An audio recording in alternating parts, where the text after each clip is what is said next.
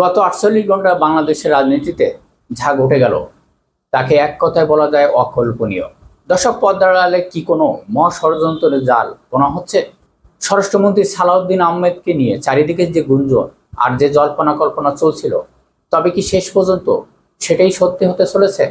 রাজনীতির অন্দরমহল থেকে শুরু করে সাধারণ মানুষের মুখে মুখে এখন একটাই প্রশ্ন: সালাউদ্দিন আহমেদ আসলে কার হয়ে খেলছেন? একদিকে তাকে ব্যাখ্যা দেওয়া হচ্ছে ছিলম সালাউদ্দিন সাহেব, অন্যদিকে খোদ বিরোধী শিবির তরুণ নেতারা তাকে ভারতের রয় এজেন্ট, দালাল বলতেও দ্বিধা করছে না। কিন্তু হঠাৎ কেন বিএনপি সরকারের অন্যতম প্রভাবশালী এই মন্ত্রীর দিকে এভাবে আঙ্গুল উঠছে? আজ আমরা উন্মোচন করব গত ৪৮ ঘন্টার সেই বিস্ফোরণ সত্য তুলে ধরতে। অনেকেই ভেবেছিলেন সালাউদ্দিন আহমেদকে স্বরাষ্ট্র মন্ত্রণালয়ের দায়িত্ব দেওয়া হয়েছে বিগত ফ্যাসিস্ট দোসরদের শায়েস্তা করতে এবং দেশের আইন শৃঙ্খলা কঠোর হস্ত নিয়ন্ত্রণ করতে। কিন্তু বাস্তবে কি ঘটছে? রাজনৈতিক বিশ্লেষকের এক অংশ মনে করছে বর্তমান প্রশাসনের সবচেয়ে ব্যর্থ মন্ত্রী সালাউদ্দিন আহমেদ। কেন? কারণ ডক্টর ইউনূসের সরকারের শুরুর দিকে যেখানে আওয়ামী লীগের নেতাকর্মীরা ভয়ে মুখ লুকিয়েছিল, এমনকি ৫-৬ জন মিছিল করার সাহস পেত না, আজ সালাউদ্দিন আহমেদের সময় সেই আওয়ামী লীগ রাজপথে ১০০ থেকে ২০০ জন নিয়ে মিছিল করছে। দর্শক, শুধু তাই নয়, ফ্যাসিবাদের শীর্ষ নেতাদের গ্রেপ্তারের গতি যেমন কমছে, তেমনি তাদের জামিন পাওয়ার হার রহস্যজনকভাবে বাড়ছে। আওয়ামী লীগের নেতাকর্মীরা এখন ওপেনলি বলতে শুরু করেছে কিসের ভয়? তাহলে কি সালাউদ্দিন আহমেদ আওয়ামী লীগকে দড়ির ওপর রাখতে পুরোপুরি ব্যর্থ হয়েছেন, নাকি এর পিছনে রয়েছে রাজনৈতিক কোনো বড় সমীকরণ? দর্শক, সবচেয়ে বড় ধাক্কাটি এসেছে সীমান্তে বাংলাদেশের নাগরিক হত্যা নিয়ে স্বরাষ্ট্রমন্ত্রী সাম্প্রতিক মন্তব্য, যা শুনিয়ে স্তব্ধ পুরো দেশ। সালাউদ্দিন আহমেদ বলেছেন, সীমান্ত বিজিএফ এর গুলিতে নিহতদের সীমান্ত হত্যাকারী বা বর্ডার কিলিং বলা যাবে না, কারণ তারা নাকি চোরাকারবারি বা অপরাধী।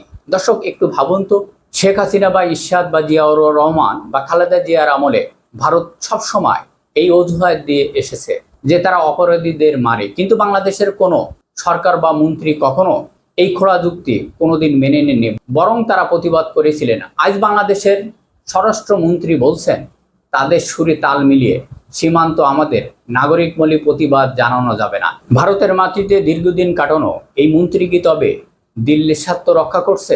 দেশের সার্বভৌমত্ব কি আজ হুমকির মুখে? দর্শক, শুধু সালাউদ্দিন আহমেদের এই চরম বিতর্ক বক্তব্য নয়, গত ৪৮ ঘন্টা বাংলাদেশের ভূ রাজনীতিতে এক বিশাল ওলটপালট হয়ে গেছে। একদিকে খলিলুর রহমান জাতিসংঘে সাধারণ পরিষদের সভাপতি নির্বাচিত হয়েছে, যা দেশের জন্য একটি বড় কূটনৈতিক মোড়। অন্যদিকে ভারতের পশ্চিমবঙ্গের মুখ্যমন্ত্রী মমতা বাংলাদেশে বিরোধী আক্রমণাত্মক বক্তব্য পরিস্থিতিকে আরো জটিল করে তুলেছে। একই সাথে গুঞ্জন শোনা যাচ্ছে মন্ত্রিসভায় বড় রদবদল আসছে। দর্শক, একজন মন্ত্রী পদত্যাগ করতে পারেন এবং ব্যালেন্স বজায় রাখতে মন্ত্রিসভায় আসতে পারে বেশ কিছু পরিবর্তন। এই তীব্র উত্তেজনার মধ্যে দেশের প্রধান রাজনৈতিক দলগুলো, বিশেষ করে বিএনপি এবং অন্যান্য দলগুলো একযোগে হুঁশিয়ারি দিয়ে বলছে বাংলাদেশের সার্বভৌমত্ব ধ্বংস করার এই গভীর আন্তর্জাতিক ষড়যন্ত্র চলছে। আর এই ষড়যন্ত্রের মূল হোতা যদি প্রতিবেশী রাষ্ট্র ভারত হয়, তবে দেশের ভিতরে মির্জাপুর কারা? সালাউদ্দিন আহমেদের এই কাণ্ড এবং দেশের বর্তমান নাজুক আইন শৃঙ্খলা পরিস্থিতি নিয়ে দেশের ভিতরে ফুটছে অন্যান্য রাজনৈতিক দলগুলো।